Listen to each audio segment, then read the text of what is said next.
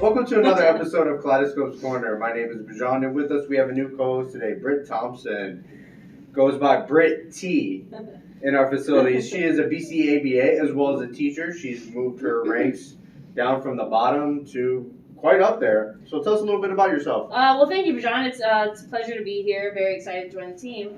So I started about 4 years ago, and I started actually at our old Hibiscus building as a clinical aide. And then I just kind of worked my way up. I fell in love with the field, thought it was like where I needed to be, and worked my way up to a BCABA and a teacher. Thank you for sharing that with us. It's a pleasure to have you on the show now. And with us today, we have a BCBA, Missy, which you already know. You've seen her on our episodes. She's been on quite a few. How are you today? I'm doing great. How about yourself? I'm doing okay. And today you're going to talk a little bit about planned ignoring. So go into that a little bit. Yeah, so planned ignoring is a term we use a lot in the field that I feel like might not be explained as well to parents. So it's something that we just typically talk about amongst ourselves, but never fully explain. So I want to take today to do that. So essentially, planned ignoring is essentially exactly what it sounds like. Is when you plan to ignore a behavior. So I know an easy example that probably happens in most homes is going to be like, let's say mom and dad are in the kitchen cooking and their kid is watching TV and then all of a sudden tries to get mom and dad's attention by just saying, Mom, Dad, very loudly for maybe 20 times.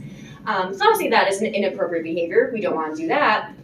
So that would be an opportunity to plan to ignore. You ignore that behavior and instead prompt your child to do the functional replacement behavior, which in this case would be, hey, Mom, Dad, excuse me, I need something. So that way you teach your child how to appropriately gain attention while at the same time ignoring them when they engage in those inappropriate behaviors. I think this is a great example. I know that a lot of homes kind of go through that and deal with that. So when is also the best time to use this technique? So you want to use this technique when you are fairly certain that the function of the behavior is attention. And just to quickly review that, because I know we talk about them a lot, but the four functions of behavior that we typically talk about are going to be escape, access to tangibles, attention, and then sensory automatic reinforcement, which if anyone would like additional info on that, please see our previous episodes. We talked about that at the beginning of them. But yeah, so with planned ignoring specifically, it's going to be for a behavior that you know is attention maintained.